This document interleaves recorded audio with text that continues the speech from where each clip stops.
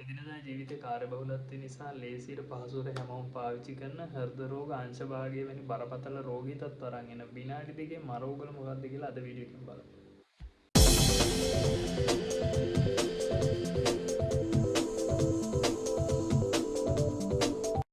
එදිනදා කාර්යබහුලත්වය නිසා ගොඩ දෙනෙක් තමන්ගේ ගොඩක් වෙලාවට රාත්‍රී ආහාර වේල නැත්නම් උදේ ආහාර වේලට ඒ වගේම තමන්ගේ දරුවන්ගේ උදෑසන ආහාර වේලට එහෙම නැත්නම් ස්කෝලේට අරගෙන යන්න මේ වගේ දේවල් වලට ෂණික නූඩල්ස් වර්ග පාවිච්චි කරනවා. ඉතින් මේ ෂණික නූඩල්ස් වර්ග පාවිච්චි කරන එක ලංකාව විතරක් නෙමෙයි විවිධ රටවල කොරියාව, ජපානය, චීනය සහ ශ්‍රී ලංකාව ඇතුළත් ඉන්දියාව වගේ රටවල් වල ගොඩක් මේ ෂණික නූඩල්ස් වර්ග පාවිච්චි කිරීම සිද්ධ වෙනවා. ඉතින් මේක පාවිච්චි කරන එක හොඳයිද නරකයිද?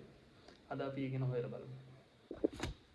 ඉතින් බොහොම මෑතකදී පරීක්ෂකයෝ සිද්ධ කරලා තියෙන පරීක්ෂණ වලින් අඳුරගෙන තියෙනවා මේ ෂණික නූඩල්ස් වර්ග සතියකට දෙපාරක් තුන් පාරක් විතර පාවිච්චි කරන කෙනෙකුගේ සෞඛ්‍ය තත්ත්වයට බරපතල ලෙස හානිකර ආබාධ ගොඩක් ඇති කරන්න පුළුවන් කියන එක මේ වෙනකොට හොයාගෙන තියෙනවා.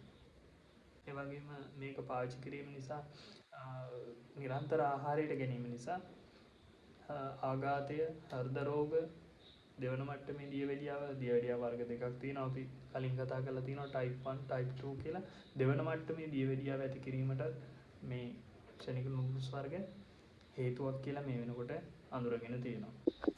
ඉතින් මේක බැලුමට පිටින් පේන්නේ සහ මේ සමාගම් වලින් මේවා හඳුන්වා දෙන්නේ කිසිම හානිදායක බවක් නැති පහසු ලේසියෙන් ආහාරයට ගන්න පුළුවන් කෑමක් විදිහට උනත් අපි පොඩ්ඩක් මේක ගැන හොයලා බලමු මේක කොහොමද අපේ සෞඛ්‍යයට හානිකර වෙන විදි ගැන.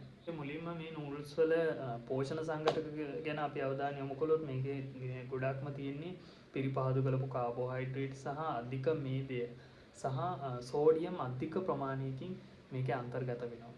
එතකොට ඒ වගේම තමයි මේකේ අධික ලුණු අධික සාන්ද්‍රණිකින් යුක්තව ලුණු එකතු කරලා තියෙනවා. ඉතින් රසය වැඩි කරන්න විවිධ රසායනික ද්‍රව්‍ය එකතු කරලා තියෙනවා. එතකොට මේ පෝෂණ සංඝටක ගැන මේ විදිහට අවධානය යොමු කරද්දී අපි බලමු මේවෙන් සිද්ධ වෙන්න පුළුවන් හානි මොනවද කියන එක. මම කලින් කිව්වා මේකේ මේදය අධික ලෙස මේ අන්තර්ගත වෙනවා කියලා. ඉතින් මේ මේදය අධික ලෙස ගත්තාම වෙන්නේ අපේ රුධිර නාලවල මේ මේදය තැම්පත් වෙලා රුධිර නාල අවහිර වෙනවා. ඒකෙන් තමයි ආඝාතය කියන තත්ත්වය ඇති වෙන්න පුළුවන් වෙන්නේ.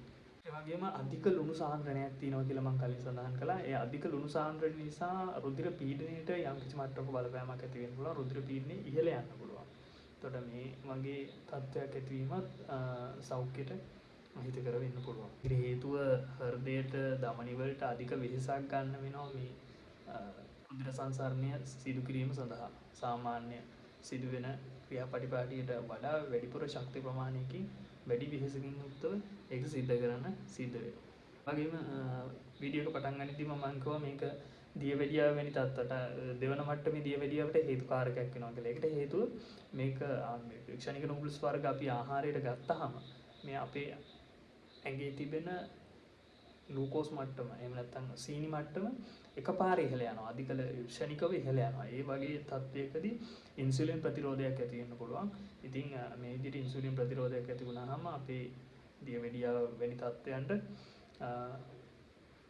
අතවරන්න පුළුවන්.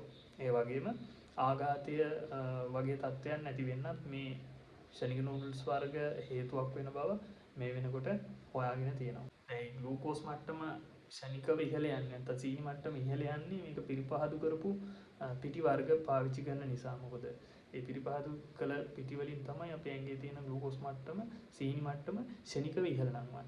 ඒ වගේම මේ ආහාරවල කිසිම ගුණාත්මක භාවයක් නැහැ. මේකේ කිසිම අපේ එදිනෙදා කෑම වර්ග වලින් අපි ලබා ගන්න තන්තු නැත්නම් ෆයිබර්ස් කියලා අපි කියන මේ ෆයිබර් වර්ගස්වත් ප්‍රෝටීනවත් කිසිම දෙයක් අඩංගු වෙන්නේ නැහැ. ඉතින් මේකේ පෝෂණ මට්ටම ගැන ගත්තත් ලොකු පෝෂණයක් අපිට ලැබෙන්නේ නැහැ. ඒ වගේම මේ ෆයිබර්ස් සහ ප්‍රෝටීන් අඩංගු නොවීම නිසා අපේ ආහාර ජීර්ණ පද්ධතියට බලපෑමක් ඇති කරන්න යම්කිසි මට්ටමකින් මේක හේතුවක් වෙනවා. ඉතින් අපි දැන් බලමු මේකේ සෞඛ්‍ය මට්ටමින් සිදුවන මේ හානිය අඩු කරගන්න. දැන් සමහර කට්ටිය ඉන්නවා මේ නූඩල්ස් වර්ග වලට හුරු වෙලා. ඒ වගේ කට්ටිය මේකෙන් සිද්ධ වෙන හානිය තමුන්ටත් මේකෙන් හානියක් වෙනවා කියලා තේරෙනවා නම් ඒකෙන් සිද්ධ වෙන හානිය වළක්ව ගන්න ඔයාලට පුළුවන්.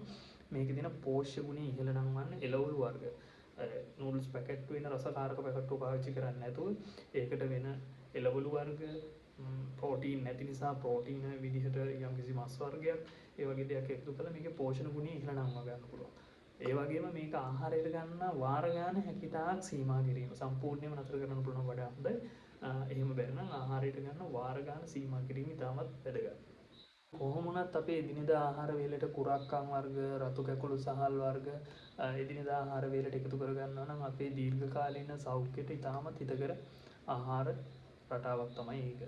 ඒ වගේම මේ ශනික ආහාර වර්ගවල තියෙන ආකර්ශනීය බව, ඒවයේ තියෙන රසය, ඒවට වහල් වීම ඊටාම කෙටි කාලීන ආසාවන් සන්තරපණය කර ගැනීමක් වෙන බව අපි තේරුම් ගන්න ඕනේ. මේ වගේ පුංචි වෙනස්කම් සිද්ධ කරලා ඉදිරි අනාගතයේදී විශාල උපද්‍රවයක් සිදු වෙනන්නට යාමක් වළක්වා ගන්න ඔයාලට හැකියාව ලැබෙනවා. ඒ වගේම නිරෝගී ජීවිතයකට හිමිකම් කියන්න හැකි වෙනවා. ඉතින් මේ පිළිබඳ අවධානය යොමු කළා මේ වගේ ශනික කෑම වර්ග වලට ඔයත් පුරුදු වෙලා ඉන්නවා නම් දැම්මම ටික හරි එකෙන් ඈත් වෙලා නිරෝගී ජීවිතයකට පාර කපා ගන්න කියලා ඉල්ලන ගමන් අද වීඩියෝ එක ඉවර කරනවා. ඉතින් මේ ගැන ඔයාලට හිතන දේ කමෙන්ට් එකක් දාගෙන යන්න. අපේ channel එක subscribe කරන්න හැමෝටම පේන්න share කරන්න. සුබ දවසක්.